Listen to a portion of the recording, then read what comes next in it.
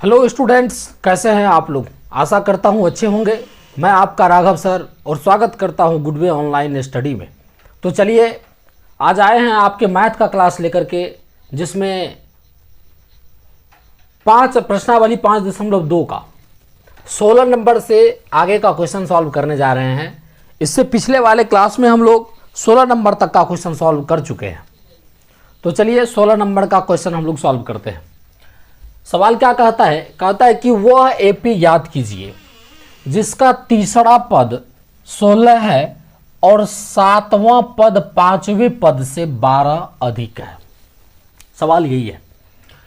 कहता है कि तीसरा पद 16 है लेकिन 7वां पद जो है वो 5वें पद से 12 अधिक है। तो हम लोग सॉल्व करना शुरू करते हैं। पहले जो मैटर दिया हुआ है उसको लिख लेते हैं। दिया है, क्या सब दिया है? तो दिया है कि तीसरा पद 16 है, अर्थात A3 बराबर 16। ध्यान दीजिएगा, A3 को हम लोग लिख सकते हैं A प्लस 2D बराबर 16। अब ये A प्लस 2D हमने A3 को क्यों लिखा? ये ऐसे लिखा, ध्यान दीजिएगा थोड़ा सा, कि A3 बराबर दिया हुआ है यहाँ 16।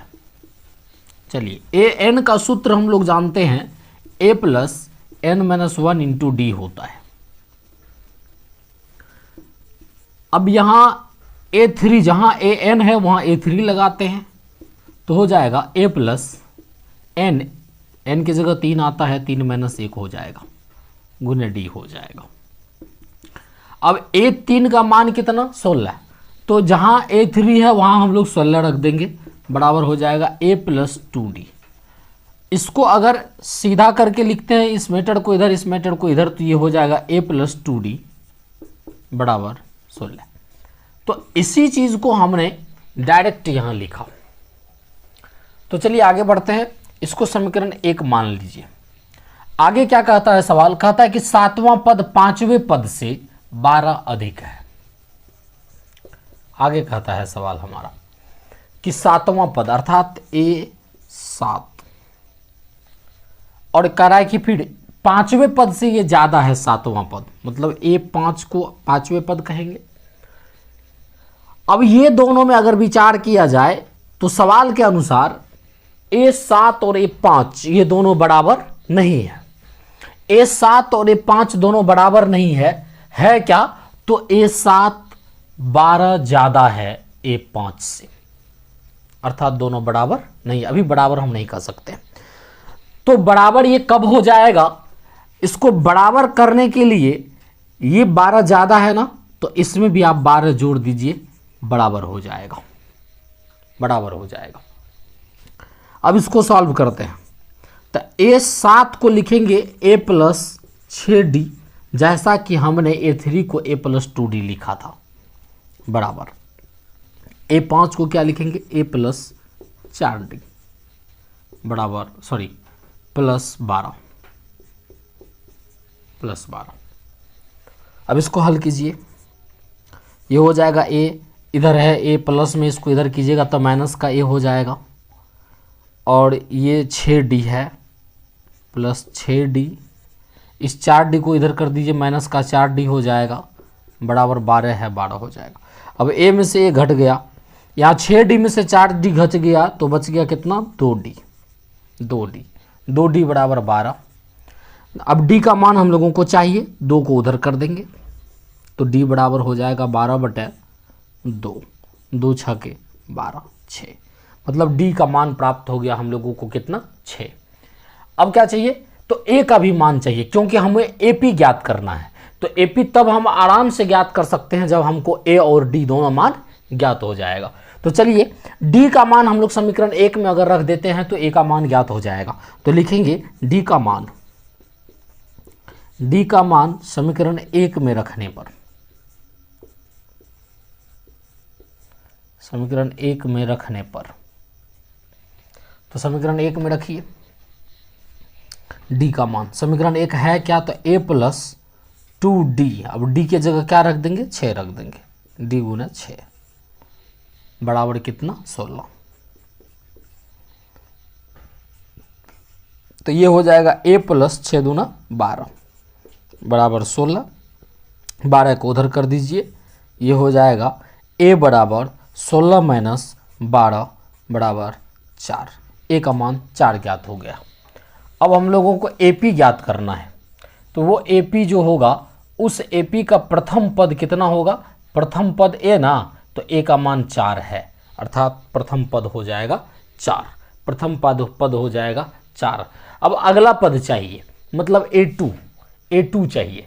तो ध्यान दीजिएगा A2 जो होता है, जैसे यहाँ से देखिएगा A1 जो होता है वो तो A ही होता है, लेकिन A2 जो होता है, A2 वो होता है A प्लस D। A3 जो होता है वो होता है A2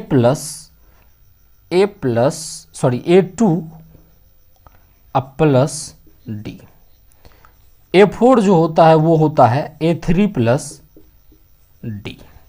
तो इस प्रकार हम लोग AP का पद ज्ञात कर लेंगे। तो देखिएगा ये 4 हो गया प्रथम पद जो A का मान है, प्रथम पद ज्ञात हो गया। अब अगर हमको A2 चाहिए तो A प्लस D करेंगे। A का मान कितना, A का मान कितना 4, और उसमें D जोड़ देंगे, D का मान कितना 6, तो 4 जोड़ 6, इस हिसाब से हम लोग करेंगे 4 जोड़ 6 बराबर 10।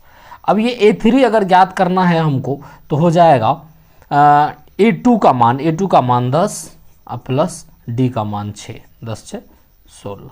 और फिर अगर हमको A4 चाहिए तो ये 16 हो जाएगा A3 का मान प्लस D का मान कितना हो जाएगा 6 हो जाएगा, मतलब 22।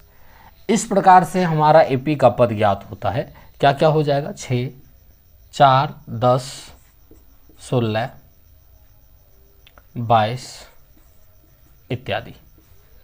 कितने पद का रहा था, AP ज्ञात कीजिए जिसका तीसरा पद इतना, और हाँ तो AP तो ज्ञात हो गया। चलिए अब अगला सवाल हम लोग देखते हैं। हम लोग सॉल्व करते हैं 17 नंबर का सवाल। 17 नंबर का सवाल क्या कहता है, कहता है कि एक AP है, यह अभी तक का सबसे डिफरेंट सवाल है। कहता है कि एक AP है 3 8 13 253, मतलब ये 253 हमको लगता है कि अंतिम वाला पद है। ये पद में अंतिम पद से 20वां पद ज्ञात कीजिए। मतलब ये एक AP इस तरह से दिया हुआ है, उसका अंतिम पद 253 है, और यहां से आप 20वां पद ज्ञात कीजिए, मतलब उल्टे से 20वां पद ज्ञात कीजिए। अभी तक हम लोग इधर से फर्स्ट वाले से ज्ञात करते थे, जो भी पद कहता था 10वां 20वां 15वां जो भी कहता था, लेकिन इस बार ये सवाल जो दे दिया है ये उधर से कहता है, उल्टे तरफ से कहता है कि 20वां पद ज्ञात कीजिए, अंतिम से 20वां पद ज्ञात कीजिए। तो चलिए घबराने का कोई बात नहीं है, एकदम आराम से इसको लेंगे। हम लोग करते क्या है, जो चीज़ जानते हैं उस हिसाब से चलना ज़्यादा आसान होता है। तो हम लोग जानते हैं शुरू तरफ से AP का पद ज्ञात करना, तो इसको क्या करते हैं पहला पद मान लेते हैं, अर्थात AP का पहला पद क्या हो जाता है तब 253 हो जाता है।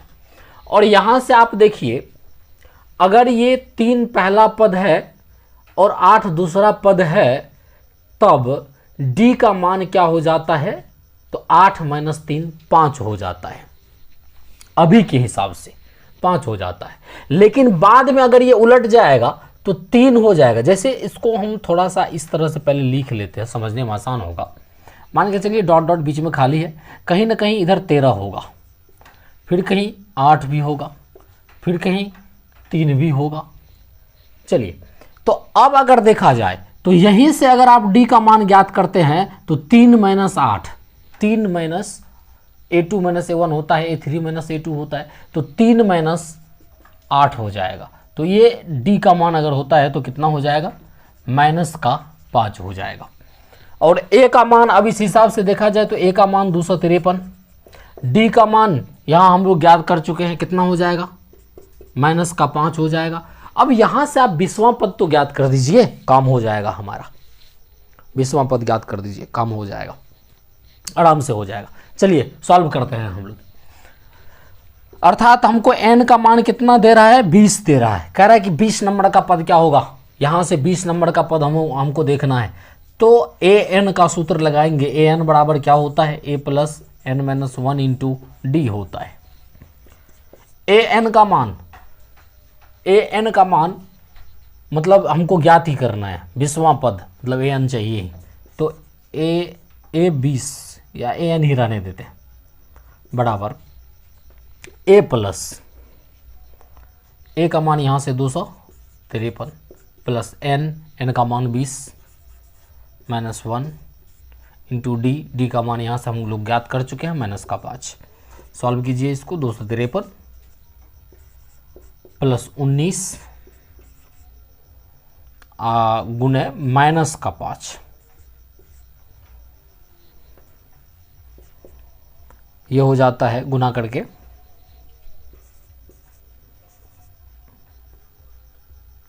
माइनस 95। अब घटा दीजिए इसको,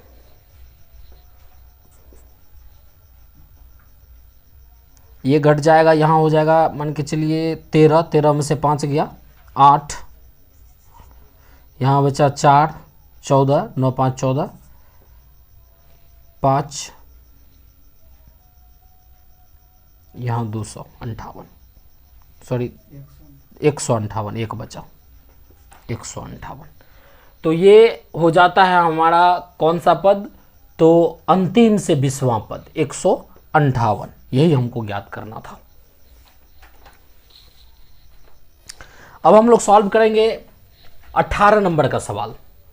देखिए 18 नंबर का सवाल क्या कहता है कि एपी के किसी एपी के चौथे और 8वें पदों का योग 24 है। एपी का 2 पदों का योग दिया है, जिसमें से एक चौथा पद है, एक 8वां पद है। ये दोनों पद को कहता है कि जोड़ के कितना हो जाता है, 24 हो जाता है। नेक्स्ट कहता है कि छठे और 10वें पद का योग 44 है। तो इस एपी के प्रथम 3 पद ज्ञात कीजिए। मतलब समीकरण हम लोगों को बनाना होगा। सबसे पहले क्या कह रहा है कि चौथे और 8वें पद को जोड़ने से 24 हो जाता है। तो चौथे पद कहे तो A4 और फिर 8वें पद कहे तो A8।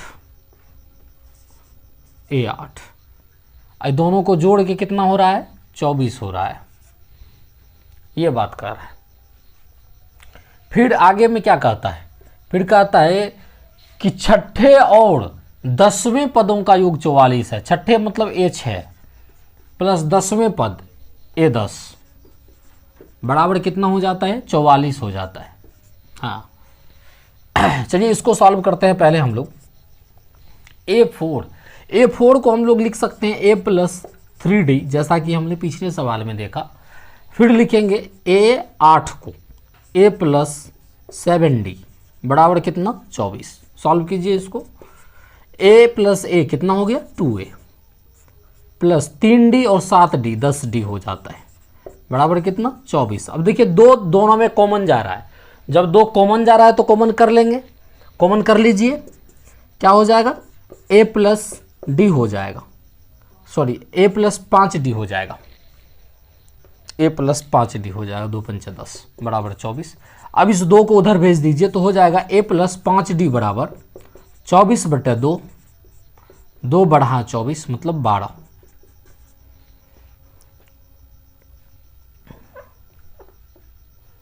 इसको यहां लिख दीजिए। A प्लस 5D बराबर 12, 2 बढ़ा 24 12। ये समीकरण 1 इसको रख लेते हैं। फिर जो है इसको सॉल्व कीजिए। ये कितना है, तो A प्लस A 6 है तो इसको लिखेंगे A प्लस 5D। फिर ये हो जाएगा A प्लस 9D बराबर 44 और A 2A हो जाएगा। अब 5 गुडी और 9 गुडी 14D बराबर 44। अब 2 इसमें भी कॉमन जा रहा है तो 2 कॉमन कर लेंगे तो क्या बच जाएगा, A यहाँ बच जाएगा 2 7 14, यहाँ 7D बच जाएगा बराबर 44। अब ये 2 को उधर कर लेते हैं तो हो जाएगा A प्लस 7D बराबर 44/2 22, मतलब a प्लस 7d बराबर 22 हो रहा है। ध्यान दीजिएगा, ये समीकरण 2 हो गया। अब समीकरण 2 में से अगर समीकरण 1 को घटा देते हैं तो हमारा काम होगा, मतलब d का मान ज्ञात हो जाएगा। तो लिखेंगे समीकरण 2 में से समीकरण 1 को घटाने पर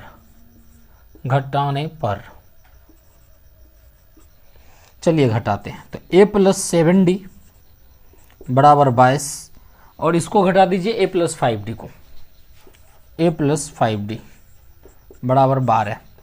घटाते हैं सारे को, a घट गया। अब यहाँ 7d में से 5d घटा तो 2d बचा। अब 22 में से 12 घटा तो 10 बचा, अर्थात d का मान जो आ रहा है 10/2, काट कुट के 2 पंचा 10, 5 हो जाता है। d का मान हो गया 5। अब आप d का मान रख दीजिए ना किसी समीकरण में, a का मान ज्ञात हो जाएगा। तो चलिए समीकरण 1 में ही रखते हैं। तो यहाँ लिखेंगे d का मान समीकरण 1 में रखने पर, हाँ, तो समीकरण 1 हमारा यही है, इसमें d का मान रख देते हैं। तो ये हो जाएगा a प्लस 5 गुने d, 5 गुने d है जहाँ, वहाँ d के जगह कितना रखेंगे, 5 रख देंगे। तो 5 गुने 5 बराबर कितना, 12। अब देखिएगा ये हो जाता है a प्लस 25 बराबर 12। अब इस 25 को उधर कर देते हैं, तो a का मान क्या हो जाएगा, a का मान हो जाएगा 12 माइनस 25 बराबर माइनस का 13। अब हम लोगों को सवाल में क्या कर रहा था, इस एपी के प्रथम 3 पद ज्ञात कीजिए। तो चलिए पहला पद तो ज्ञात हो ही गया है हम लोगों को। अब एपी ज्ञात करना, मान के चलिए एपी ज्ञात करना है। एपी का पहला पद 13 माइनस 13, फिर क्या चाहिए, डी का मान तो हमें ज्ञात हो चुका है। डी का मान कितना है, 5 है। तो 5 इसमें जोड़ते जाइए आप, तो कितना हो जाएगा, 8 माइनस का 8 हो जाएगा। फिर अगला पद क्या हो जाएगा, माइनस का 3 हो जाएगा। कितना पद कह रहा था, 3 ही पद तो कह रहा था 3 पद ज्ञात करने के लिए, तो 3 पद ज्ञात हो गया। इसी तरह से ये पे हो जाएगा। तो चलिए अगला सवाल सॉल्व करते हैं। तो चलिए हम लोग अब सॉल्व करने जा रहे हैं 19 नंबर का सवाल। 19 नंबर का सवाल क्या कहता है कि सुब्बा राव ने 1995 ईस्वी में 5000 रुपया के मासिक वेतन पर कार्य आरंभ किया। मतलब सुब्बा राव जब 1995 ईस्वी में ज्वाइन किए थे, इनको सर्विस हुआ, नौकरी हुआ, तो उस समय में 5000 रुपया मिल रहा था। और फिर क्या कहता है कि प्रत्येक वर्ष 200 रुपये की वेतन वृद्धि प्राप्त की, लेकिन हर एक वर्ष 200 रुपया बढ़ता गया।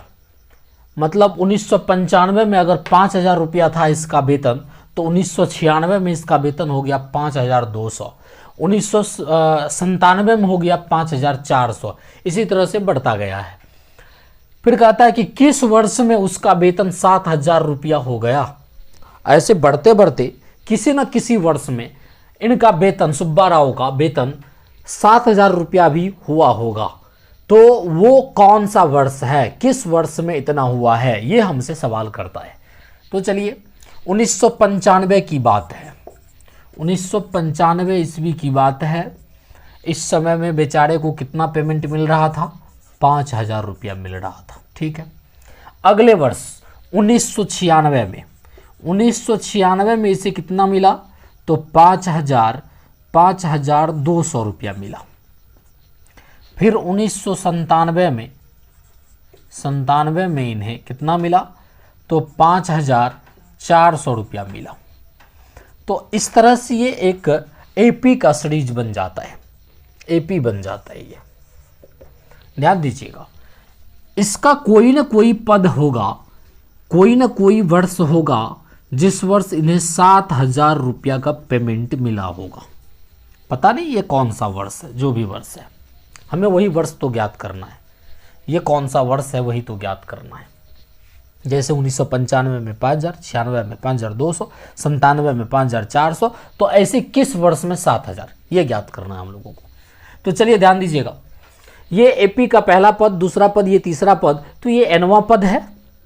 तो अगर मान के चलिए पहला वर्ष में 95 है, दूसरा वर्ष 96 है, 97 है, तीसरा वर्ष, इसका मतलब जैसे जैसे 200 रुपया बढ़ता है वैसे वैसे इसका वर्ष भी बढ़ते जाता है। तो हम लोग क्या करते हैं, पहले एन का मान ज्ञात करते हैं, उतना इसमें जोड़ देंगे, काम हो जाएगा हमारा। तो एन का मान हम लोगों को ज्ञात करना है, एन बराबर व्हाट। लेकिन दिया हुआ है क्या सब, तो दिया हुआ है ए बराबर 5000, फिर डी बराबर कितना, तो 200 का अंतर आ रहा है 200, और ए एन बराबर भी दिया हुआ है 7000 रुपया। मतलब ये कोई ना कोई पद है, कोई ना कोई पद है जो 7000 है। तो ए एन एनवा पद है, ए एन है, एन का मान हमको चाहिए। तो ए एन वाला सूत्र ही लगाते हैं हम लोग। ए एन बराबर क्या होता है, A plus N minus 1 into D होता है। ध्यान दीजिएगा, ए एन का मान हमको यहाँ से मिल जाता है कितना, 7000 रुपया, 7000। ए का मान यहाँ से मिल जाता है 5000। फिर एन का मान मालूम नहीं है, एन को एन ही रहने दीजिए, 1 1 ही रहेगा। और डी का मान यहाँ से मिल जाता है 200 गुना में। सॉल्व करते हैं। अब ये जो है ये प्लस में है, इसको इधर कर लीजिए। तो 7000 माइनस 5000 बराबर n माइनस 1 गुना 200। अब ये 5000 घट गया जी, तो 2000 बच गया। अब ये 200 को इधर कर लेते हैं, तो यहाँ गुना में इधर आके क्या होगा, भागा हो जाएगा 200। ये 0 0 0 0 कट गया, 2 दहन 20, 10 बार में ये भी कटा। अब देखिएगा 10 बराबर क्या हो गया, n माइनस 1 हो गया। अब इस माइनस 1 को अगर इधर कर लेते हैं तो ये क्या हो जाएगा, 10 प्लस 1 बराबर n। मतलब n का मान कितना हो गया, n का मान हो गया 11। अब n का मान ज्ञात हो गया। ध्यान दीजिएगा, जैसे जैसे पेमेंट बढ़ा वैसे वैसे वर्ष भी बढ़ा। तो पहला पेमेंट जब बढ़ा था तो 1 साल ज़्यादा हुआ, दूसरा बार पेमेंट बढ़ा तो 1 साल और ज़्यादा हो गया। तो उसी तरह से हम लोग क्या करेंगे, 1995 में अगर जोड़ देते हैं 11 को, तो वो साल हमें प्राप्त हो जाएगा। तो कह रहा है कि वेतन वृद्धि की, हाँ, किस वर्ष में उसका वेतन 7000 रुपया हो जाएगा। तो लिखेंगे 1995 प्लस 11वें वर्ष में 7000 वेतन होगा। तो प्लस किए क्या हुआ, 5 1 6 और 9 1 10 के 0 2006। मतलब 2006 वाला जो वर्ष होगा उसी वर्ष में इन्हें 7000 रुपया पेमेंट हो जाएगा। अब 20 नंबर का सवाल आप खुद से सॉल्व कीजिए, कम से कम एक भी सवाल आप सॉल्व करें। हम इस अध्याय को, प्रश्नावली 5.2 को आज खत्म यहीं पर करते हैं। अगर आपको सवाल में प्रॉब्लम रह जाता है, 20 नंबर का सवाल दिक्कत रह जाता है, तो आप कमेंट में लिख दीजिए कि ये भी सवाल मुझे बनाना पड़ेगा, फिर मैं वो सवाल बना के आपको दे दूंगा, अपलोड कर दूंगा वो वीडियो। फिर मिलते हैं नेक्स्ट क्लास में, तब तक के लिए धन्यवाद।